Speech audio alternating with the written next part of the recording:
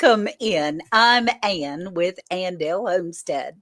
And I'm Sandy, suburban homesteader, Wyoming, Arizona.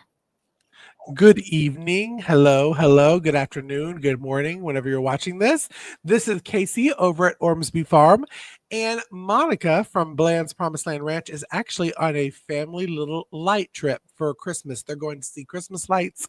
I believe it is her niece's birthday. Is that, right. am I correct? Right. Okay. Right. So they're having some fun family time, and we hope they have just a total blast. Yes. Because that is just so much fun during this time to spend time with family. But we thank everyone who is in the chat saying hello, and I'm going to scroll back up and throw it to Miss Ann to say hello to everyone once I get my life together over here. Oh, there we go. Okay, That's we're good. always so fun. Hey, Lynette. She says, hi to everybody. We're so glad you're here, honey. And Rebecca, touched by yarn. Such a sweet lady that blesses so many of us in this organization and community. Hey, Chuck Smith, how are you? Lazy days ahead with Jesse and Lisa, our mod father and his better half, Jesse's girl at Lazy Days Ahead. How do, Miss Lisa? Nanny Tam. Hey, darling, we're glad you're here. Cynthia Delott, all the way from the Netherlands. I'm so happy to see you. Jay Shabbat. Well, hello. Hey, Nancy from our treasured home. We're glad to have you, sweetie. And Rudy, thank you so much. You keep us up with the time, baby. Hello, Chris Smith. Howdy, howdy, howdy. That just about wraps most of the chat up. We're so glad to have everyone in here tonight. Yeah, and I'll pop your make sure that if you're in the chat, say hello. Give us a thumbs up or a wave, and I'll pop it up on the screen. But I want to first, before we get started with our episode, we talked about planning our episode or planning our homestead for the next year on our current podcast. But I wanted to show this video because 4 years ago, Round the Hay Bale was started with myself over at Ormsby Farms, Monica at Bland's Promised Land Ranch. Let me get everybody in there. Okay. Lisa at Yogi Hollow, Alicia at Country Mama Musing, and Casey at Boots and Bounty. That's right. We had this band on that was a sister-brother trio, and they were just about as precious as they could be with not that many subscribers. And Monica had found them. And so we had them on literally 4 years ago today on our very first Christmas episode. Yay! Since this is our last live before we go pre-recorded, spend time with family, why not talk about their performance? And by the way, they're called the Band McMillan, and they just overseeded 1 million subscribers. 9 million subscribers, and they put out this Christmas medley, which I thought would be kind of fun to listen to for the holiday spirit. So I'm going to play it, and then we'll come back and we'll talk about the episode. We'll come right back.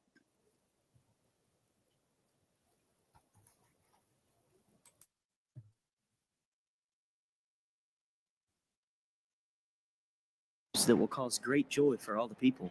Today in the town of David, a Savior has been born to you. He is the Messiah, the Lord. This will be a sign to you that you will find a baby wrapped in cloths and lying in a manger.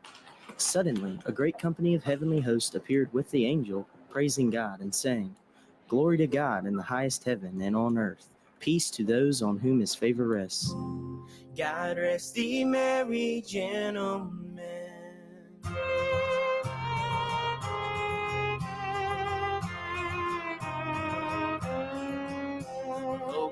Oh come, Emmanuel,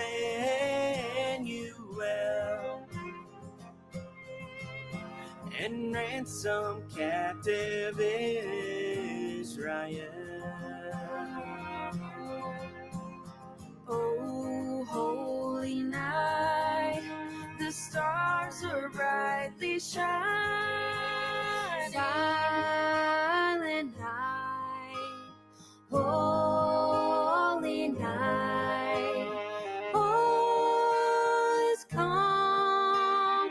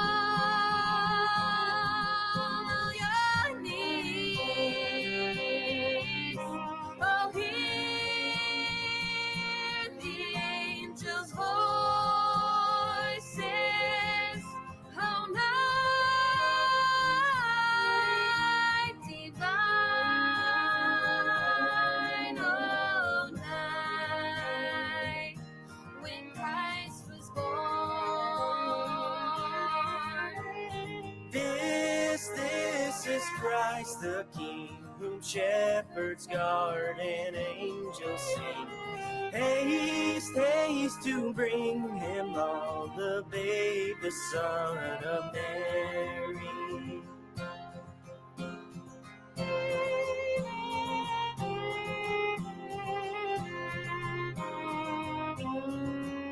God rest ye merry gentlemen. A crowd. That was beautiful. I Oh, told you, they are so talented. I'm trying to like click out of the YouTube ads. Always Yeah. watch your ads, by the way. Watch the ads so the YouTubers can make money. But I was clicking out of mine. Sorry. Thank you, U.S. Freedom Hey. Pod. Hello, Tamara, LNL, and YouTube Police. He's saying, "Sup, everybody." U.S. Freedom Love is here. We're so glad you're here. Yes, Scotty's in here too. Oh, yes, Lone Scotty. He is Lone Cross Scotty. He did. He said hello to everybody. And I Hey, love your profile picture, by the way. Yeah. Because I Mhm. love that. It's the Grinch with Jim Carrey. Yep. That was where that was from. Uh-huh. he's a mean I love that one. one. But yes, they were wonderful, and they came on twice. And if you're interested in seeing those episodes, head over to Round the Hay Bale or scan this QR code on the screen, subscribe, and go back to season 1 and 2, and you'll see the band McMillan. We've tagged them in it, so comment, because Lauren is wonderful about commenting back and all that kind of stuff. But yeah, I just thought I'd do a little Christmas cheer. Little And Christmas cheer. yeah, do a little music. So That's beautiful. Puts me in the mood because we put our Christmas tree up tonight. I know we're a can you little believe it is the 17th of December it's already. crazy. I feel like I was just doing Vlogmas day 1 of December.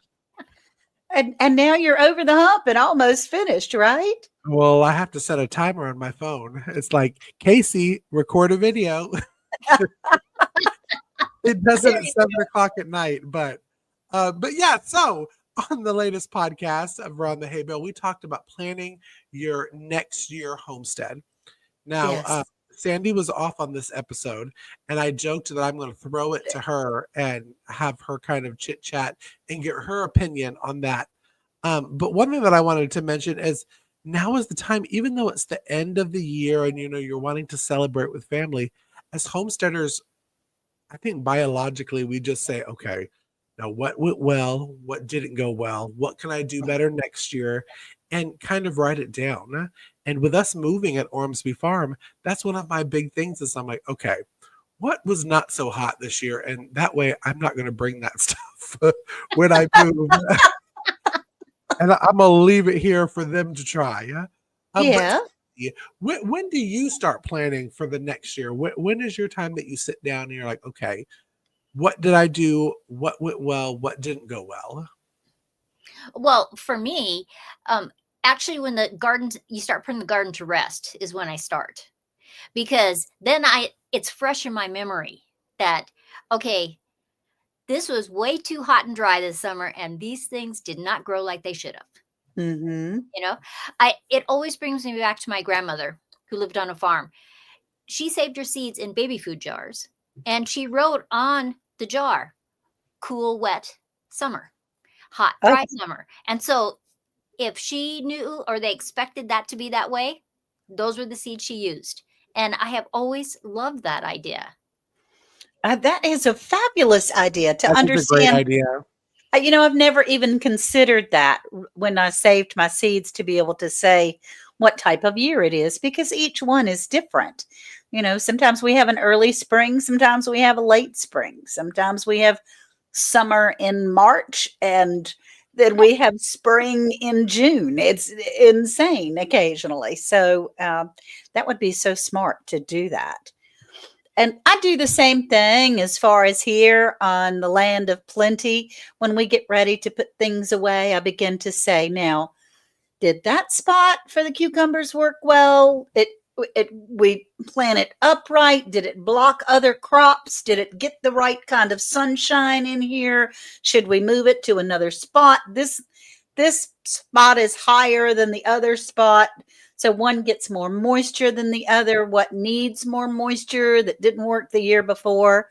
Those types of things. And it's been really helpful to be able to take note and Right. actually pay attention so that we can try next year to do better. Yeah, and don't you think that when it's wintertime, your garden's for the most part done. You guys are more in the south, so you're still growing some things. Yeah, we're still in summer weather right now. But for Wonder. us in Wyoming, it is cold. Like it snowed again this morning.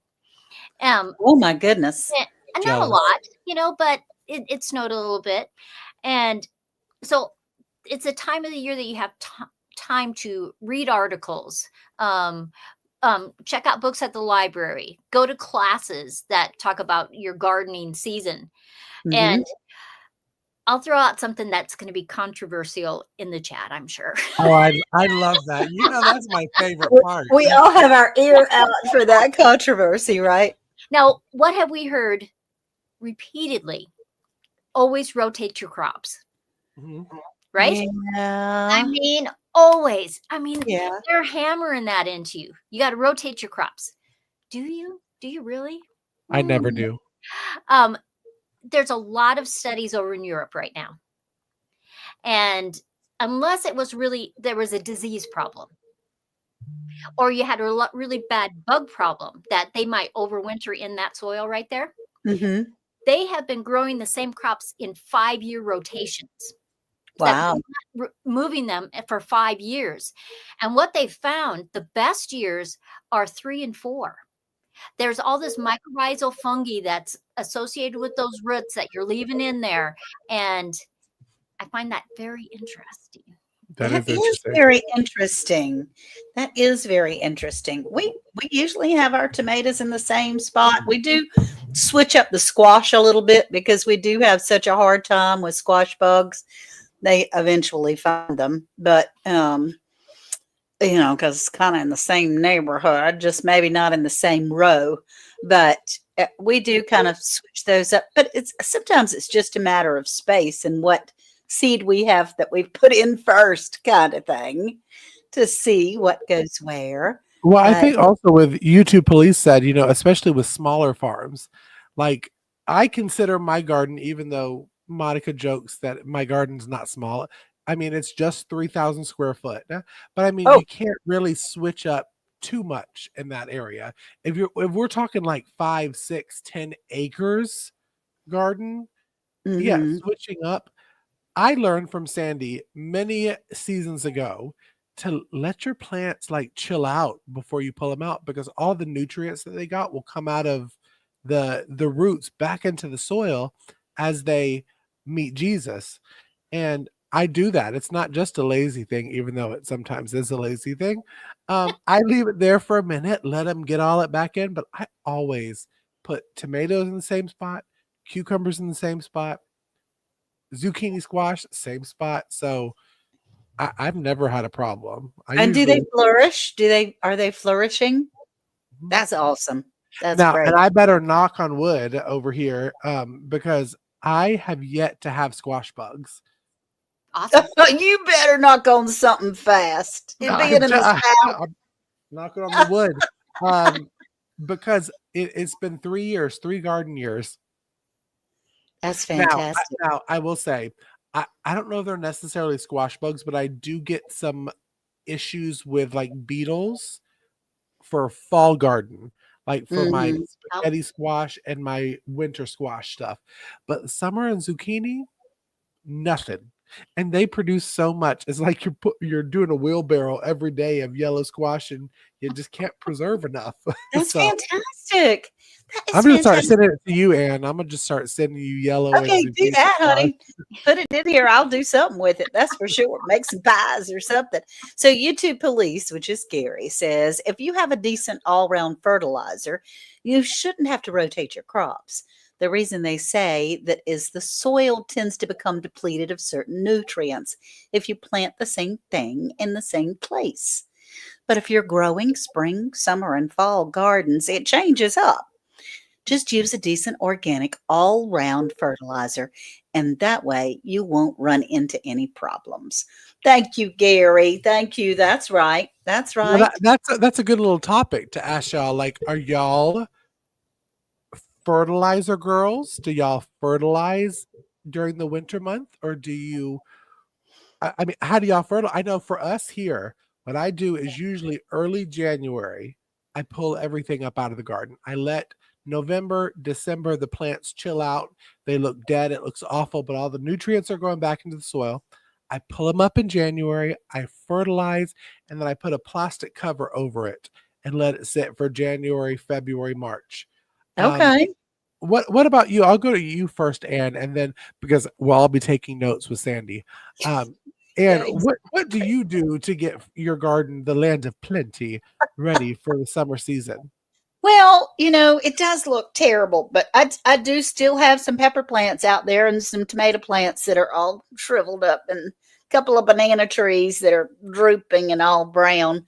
But soon, by the first of the year, we'll be clearing that out. We don't take up our ground cover usually until we're ready to start again.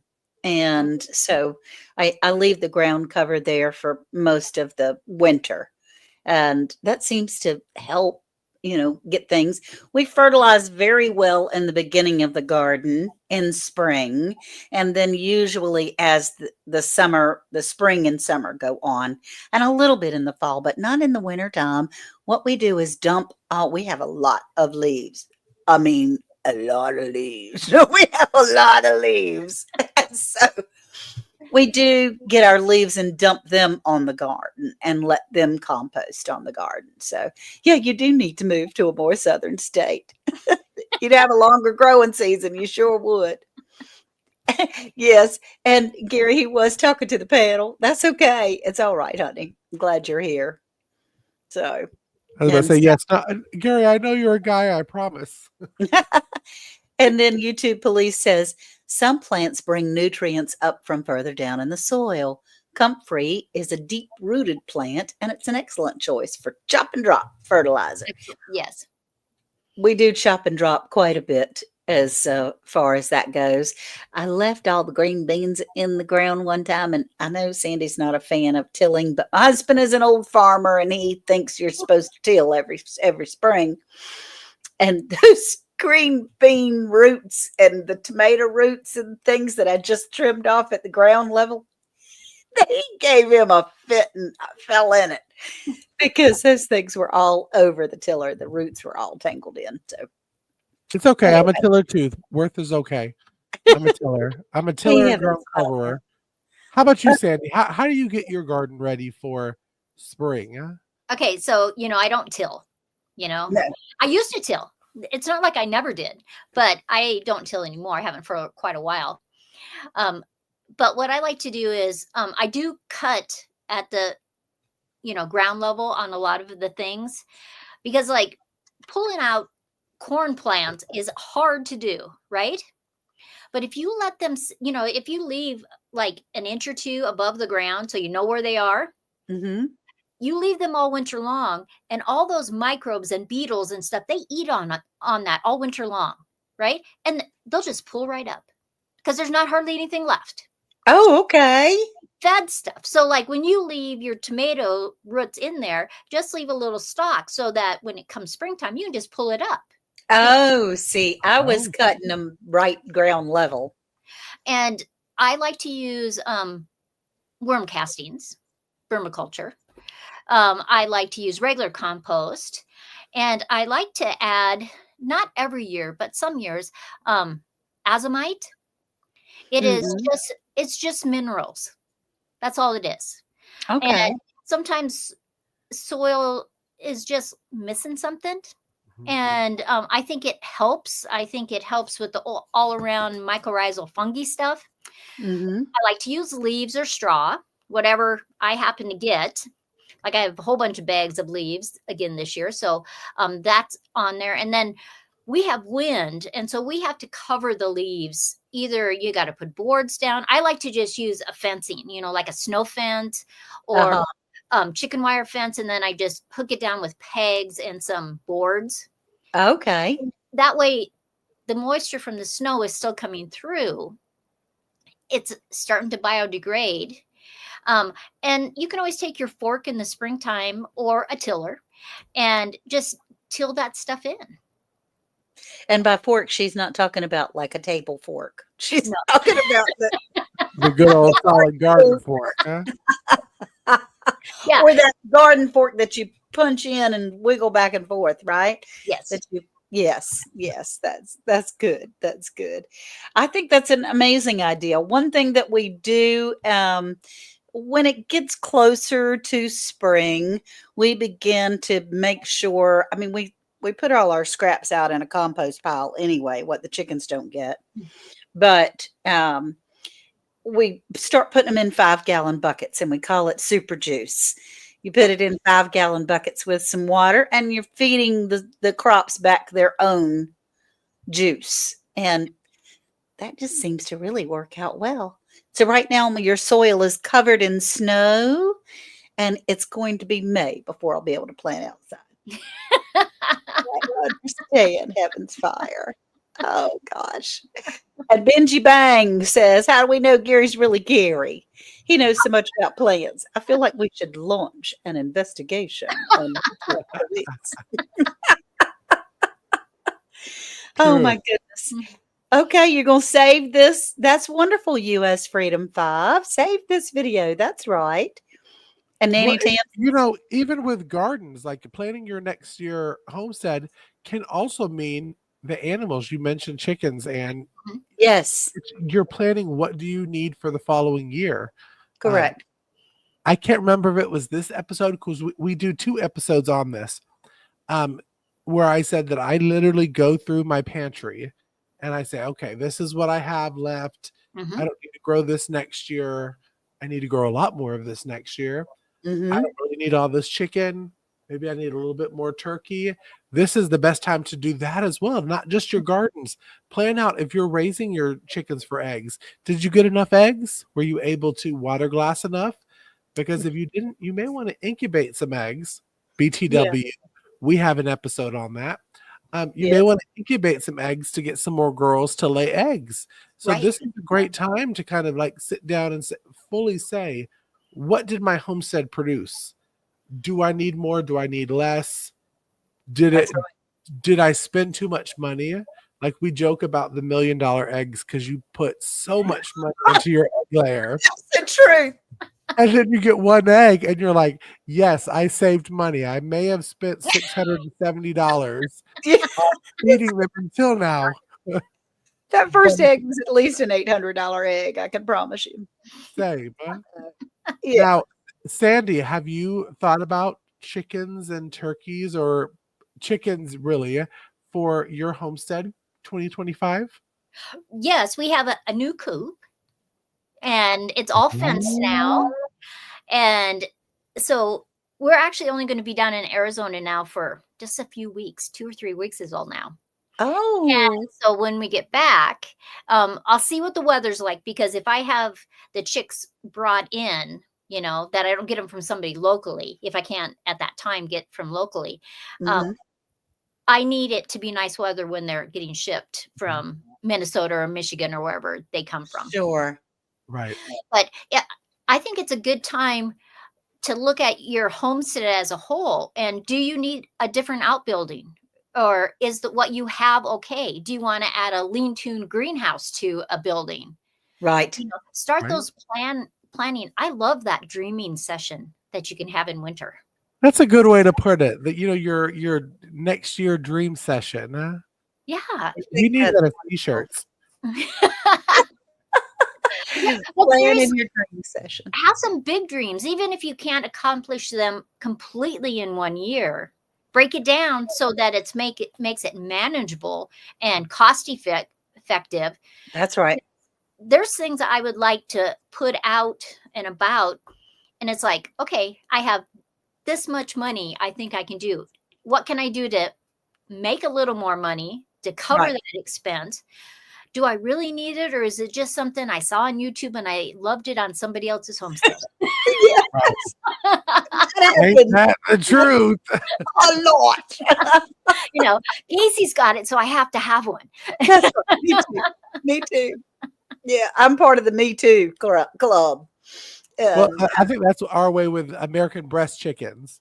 Like, don't get me wrong. Don't get me wrong. They are the sweetest birds. how are Sweet, they? tame, so much different from the Cornish cross.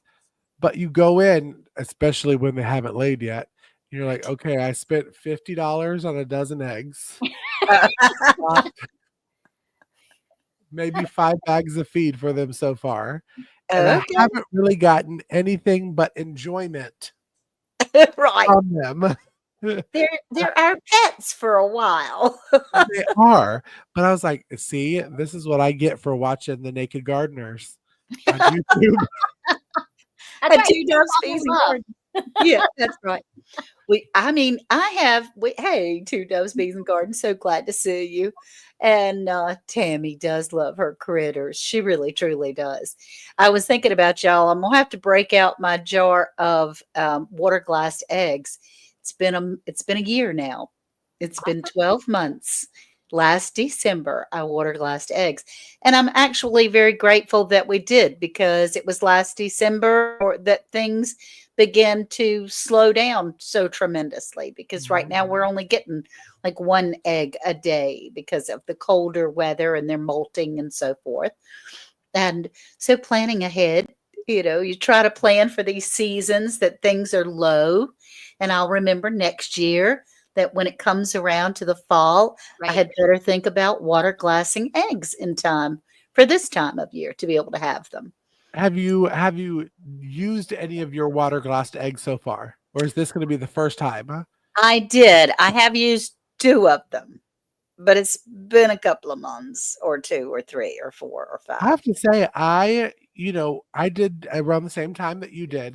Mhm. I'll say that Sandy and Monica peer pressured us into doing it. Yes. Um, I have loved them. Like I have noticed that people said the yolk doesn't stay together all the way, but I get maybe 2 out of 3 eggs that the yolk didn't stay together. Um, Most of the time they smell normal. Mhm. I mean, I have ones from April.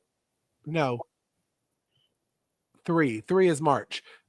March, April, May. I did a half gallon of eggs, which was about 4 dozen that I was able to get in there. Three, maybe 4 dozen.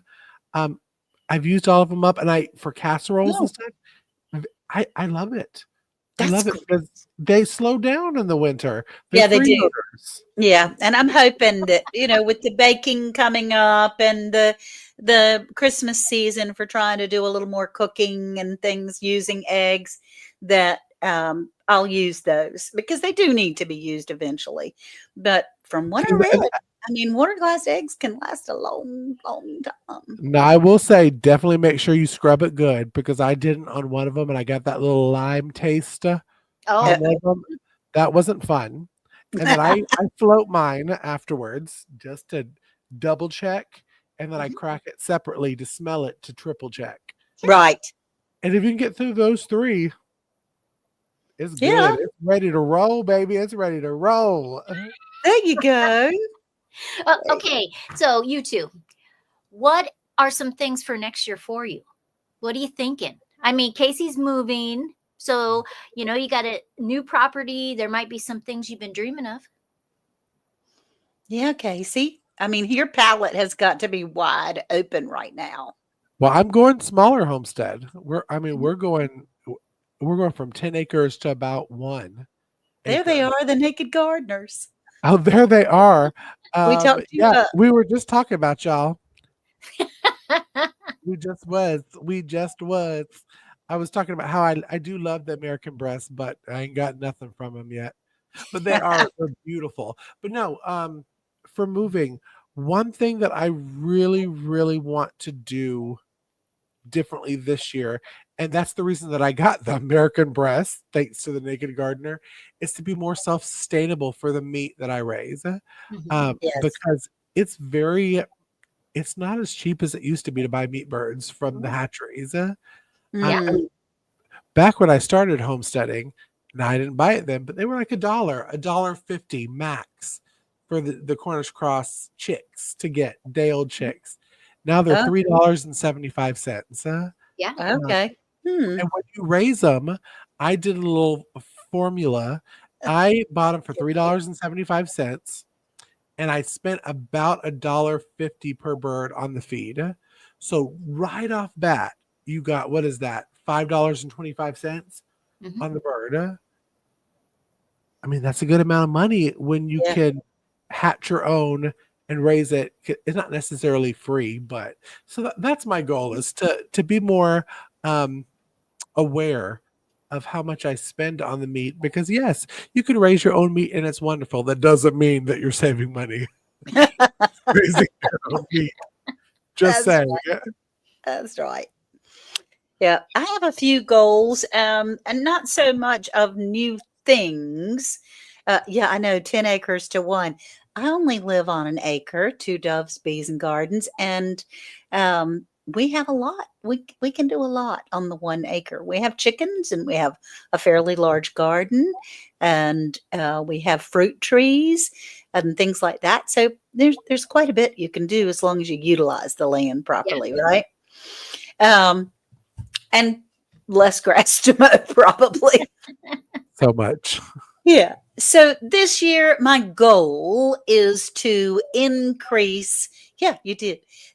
Is to increase my herbs. I Awesome. want to be growing more herbs. As I want to pay as much attention to the herb side of our garden um, as I did to the vegetable side. And so I think that's going to be great. Hey, Musgrave, so glad to have you in here. What herbs are you thinking? Well, calendula, for one, for sure. And then I want to, I want them all. I mean, I, I She want them all. wants it all. I do. I really want to, I mean, I would like to try to grow some black seed cumin if I can. Cool. Ooh, I think that's that a would be pinky up super kind of cool. cumin. I know that would be super cool. I would like to try. I got to do a little more research in how that's going. It does look bigger than 1 acre, doesn't it, Nanny? It's amazing, Nanny Tam, how large 1 acre can be. But yeah, so that's what I'm hoping. I'm going to be the seed fairy when it comes to calendula and cayenne pepper. And I'm hoping these are oils and things that I've been able to use to help my skin and help my body to be able to utilize them. So that's been good. And Sandy, how about you? What kind of goals do you have? Well, it's Sandy first. What acreage are you on? Because I remember you've told us before. I don't know if you said on the I have live. a third of an acre, And Yeah. it's so which crazy. is big for a lot in this, in the suburbs. That's a big lot. It Think is of pretty all the big. stuff that you grow on there. It blows my Crazy, mind. isn't it? Yes, it is Well, crazy. think of the people that have 5 acres, 10 acres, 40 acres. But when you really talk to them, other than if they let their animals graze, just wander all over the place, how much are they actually utilizing? Right. Right?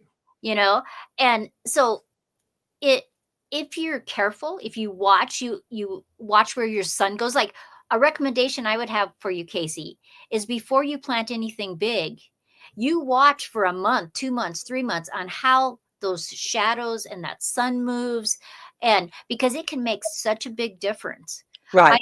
I know that when we bought our house, the best advice I got from the extension office was, because we didn't have grass or anything, they said, plant your trees first and worry about everything else the next year. Oh, And that was the best advice, because I got to concentrate on getting those trees started. I got to watch how I'd imagine this little 5-foot tree, what it's going to look like when it's 20 feet tall, and where those right. shadows are going to go, because I could watch all summer long how they went. And Hmm. Right. that actually really helped when we went to plant flower beds and put the grass in and all the stuff. So I don't think you should be in a hurry, Casey. Oh I, no. just take your time and go, okay, what's the best place for these things? Well, between advice from you and Pam over at the Scaredy Cat Gardener, we had Pam on and she talked about container gardening, and the Naked Yes. Gardener said it. The first year, I've already decided I'm not doing an in-ground garden Mhm. this coming garden season. I want to see where everything does well, and all three of us are, really good buddies and affiliates with Vigo Garden. So Yes. I'm just gonna try it out and raise beds um and see where things need to go, and probably be bugging Sandy daily on where I should put stuff. Yeah, you could send her little pictures of the plot that you've drawn out on a piece of paper. Of this is the house, and And this she's is the back. No, side. not there. Yeah, Somewhere Yeah, else. here's the trees. just think of sections are rooms in your yard, and how do you want to fill that room? And then you can go to another section. How do you want to fill that room? And that's how I've worked on gardens. I've just found it so much more intimate.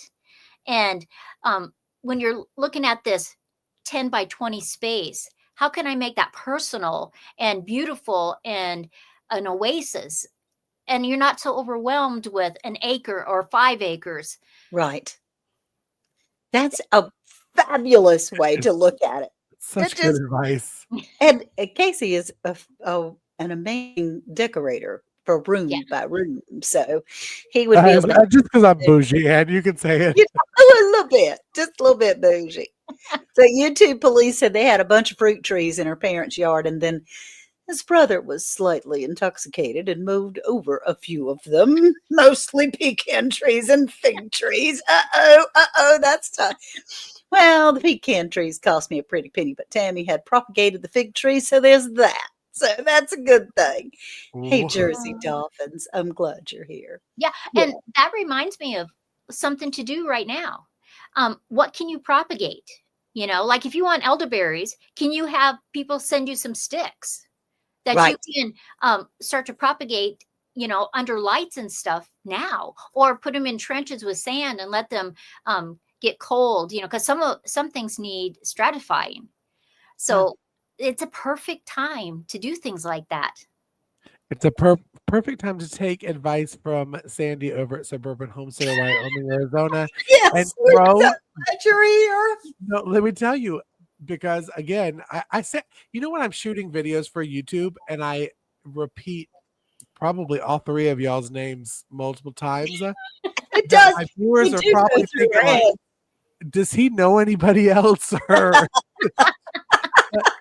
my lemon seeds. We Yeah. shot a podcast, and the whole time Sandy was talking about how she was growing lemon trees behind her. And you have me, Ann, and Monica that are like sitting here with a notebook, Yeah. this the whole time. And I saved the seeds. And I'm like, you know what? I want a lemon tree on the new property, so I'm going to start growing it now in December. Yeah. And Yeah. heat plate, everything. But now is the time to do that stuff, and that's why. Are we going to see a lemon? Look at that lemon tree, y'all! Lemon tree. Hold on. I'm Oh gonna my gracious. Look at that. So, Casey, it won't take long and you'll have lemon trees like this too. How old is that lemon tree? From the summer. Oh my goodness. See, Gosh. I've been told all along that you can't really have fruit from a seed from a fruit and take like 20 years or something to get some fruit off of No, it. in fact, citrus are very fast. When, a tree can be a few years old and you're getting all kinds of fruit from it. You could always graft them. If you want them faster, buy some rootstock, buy some scions of whatever fruit tree you want and graft them. And then they'll be even faster. That's awesome. What a great idea. Oh my Now, gosh. Two Doves Bees and Garden says, I just started elderberry, blackberry, and a few figs, but I have lots of figs to do, like hundreds. Wow. That's so awesome that you're I doing love that. fig trees. So there's still some gardening and some propagating to be done during the winter. Yeah, and Especially. make extra so that you can sell them in the springtime to add income on your homestead. Oh, wonderful idea. I grew a lemon tree from a lemon I got at a farmer's market. That's wonderful, Nene Tam. That's wonderful. That's wonderful. You know, apples, of course, are not going to be true. There's certain things that will not be true. You know, they'll have traits of the parents. Hmm. And, you know, sometimes you read in those books and they'll say, it's not even worth your time doing it.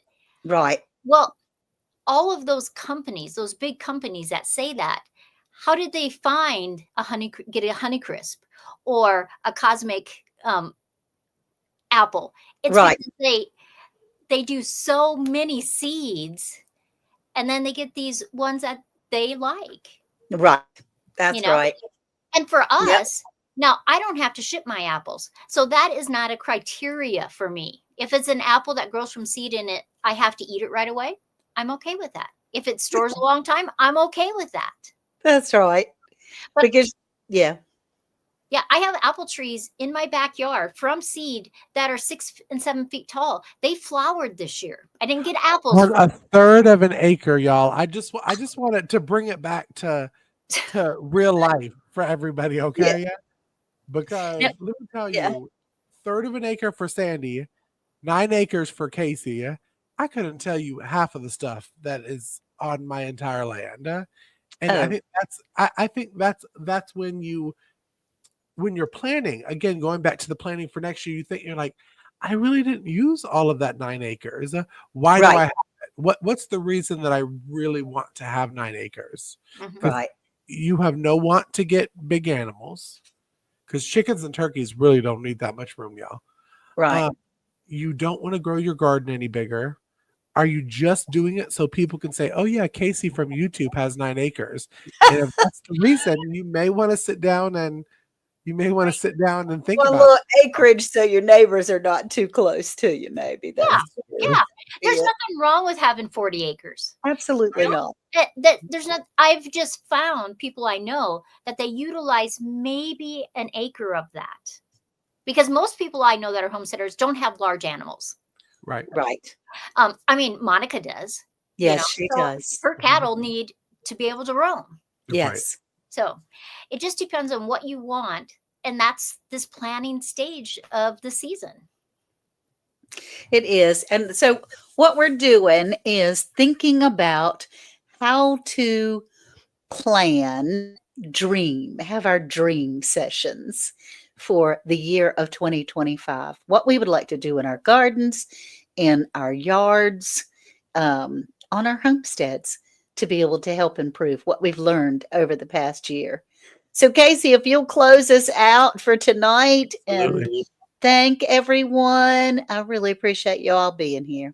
Well, I just want to say, especially with what Ann just said, what are y'all planning to do in your next year of homesteading? We want to know. Leave it in the comments on our Around the Hay Bale video.